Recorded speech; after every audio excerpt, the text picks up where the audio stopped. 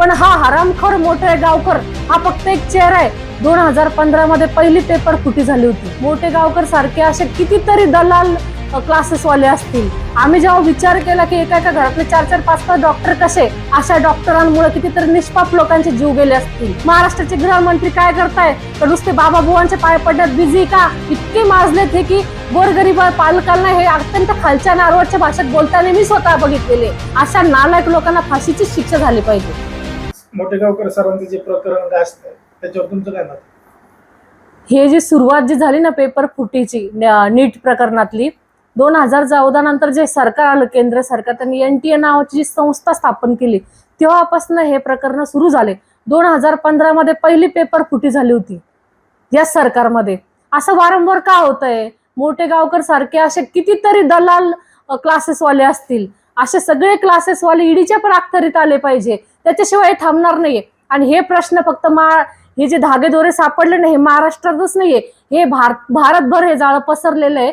आम्ही जेव्हा विचार केला की एका एका घरातले 4-4, 5-5 डॉक्टर कसे, तर हे डॉक्टर कसे निर्माण झाले? हे अशा पेपर फुटींमधून निर्माण झाले. म्हणून तर आमच्या गोरगरिबांच्या शेतकऱ्यांचे पोरं परीक्षा एवढा अभ्यास करून सुद्धा त्या स्पर्धेत का येत नव्हते? कारण हे पेपर फुटी प्रकरण करून 700 असे म्हणजे पैकीचे पैकी मार्क घेत होते. म्हणजे हे पेपर फुटीच्या प्रकरणांमुळे कितीतरी गोरगरीब मुलांचं नुकसान झालं होतं.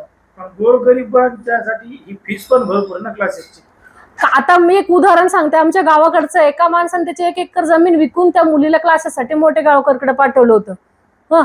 एवढ्या फीस भरून का आपले पोरं डॉक्टर व्हावं? पण हा हरामखोर मोठे गावकर हा फक्त एक चेहरा आहे. जेवढे काही क्लासेसवाले इतके माजलेत की त्यांच्या फीसवर आहे ना सरकारचं सुद्धा नियंत्रण नाही. आणि कधी कधी वाटतंय सत्ताधाऱ्यांना फंडिंग पुरवत असतील पक्षाला, म्हणून या क्लासेसवर ह्या लोकांचं नियंत्रण नाही. जेवढे कोणते असे क्लासेस असेल ना, त्या सगळ्या क्लासेसला जनतेने जाब विचारला पाहिजे. या क्लासेसवाल्यांच्या अतोनात फीस आहे, अफाट फीस आहे, आणि ते पालकांना सुद्धा हॅरेसमेंट करता. अशा क्लासेसवाल्यांना तर चोप दिला पाहिजे. फक्त पैशावाल्यांच्याच लोकांनी डॉक्टर इंजिनियर व्हायचं का, हा सुद्धा प्रश्न निर्माण होतो. असे पैसे भरून आणि पेपर फुटी प्रकरणातून जे डॉक्टर बाहेर येतात ना, हे कसंही असतात, यांना कुठलंही नॉलेज नसतं. अशा डॉक्टरांमुळे कितीतरी निष्पाप लोकांचे जीव गेले असतील, कितीतरी निष्पाप लोक बळी पडले असतील. अशा भट्टीतून जर डॉक्टर निघाले, अशा भ्रष्टाचारी भट्टीतून, तुम्ही समजून घ्या की ते कसे डॉक्टर असतील. हा मुद्दा एवढा सिरियस असताना सुद्धा त्याला गांभीर्यानं घेत नाही असं सुद्धा दिसतंय आपल्याला. मग तेच म्हणते ना, सरकार पण याच्यात इन्व्हॉल्व आहे का? सरकार अजून सुद्धा गांभीर्याने घेत नाही. एवढं महाराष्ट्राचं नाव खराब होतंय त्या नीट पेपर फुटी प्रकरणात. मोठे गावकर सहित मोठ्या मोठ्या शहर, पुण्यात त्याचं धागेदोर निघाले, लातूरला निघाले, बीडला निघाले, संभाजीनगरला निघाले. महाराष्ट्राचे गृहमंत्री काय करताय तर नुसते बाबाबुवांचे पाय पडण्यात बिझी का? मुख्यमंत्री साहेब, गृहमंत्री साहेब, फडणवीस साहेब, जरा लक्ष द्या. आज जनतेचे काय हाल आहे. नीट पेपर फुटी प्रकरणांमुळे कितीतरी अभ्यासू मुलांनी आत्महत्येचा मार्ग पत्करलेला. ह्याला जबाबदार खरं तर या मुख्यमंत्र्यावर आणि ह्या गृहमंत्र्यावर culpable homicide amounting to murder ही केस व्हायला पाहिजे. ह्याला जबाबदार हे सत्ताधारी, हे सरकार आहे. कुठंतरी हे असे जे खाजगी क्लासेस वाले यांच्यावर सरकारचं नियंत्रण असायला पाहिजे असं वाटतं. या सगळ्या खाजगी क्लासेसवाल्यांना फीचा माफक दर सरकारने त्याच्या संदर्भात कायदा केला पाहिजे. फीस दर त्यांना ठरवून दिला पाहिजे. आणि एखाद्या जर उल्लंघन केलं फीसच्या बाबतीमध्ये तर त्याच्यावर कठोर शिक्षा सुद्धा झाली पाहिजे.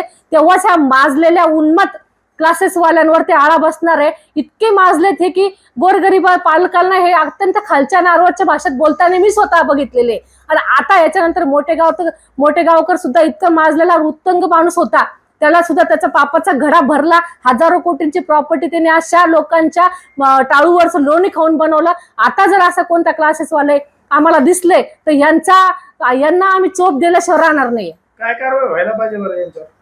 यांना तर खरं फाशीची शिक्षा दिली पाहिजे. याने असं डायरेक्ट जाऊन खून तर नाही केला, पण लोकांच्या मनाचा खून केला, लोकांच्या भावनांचा खून केला. यांच्यामुळे कितीतरी निरपराध मुलांनी आत्महत्या केल्या. अशा नालायक लोकांना फाशीची शिक्षा झाली पाहिजे.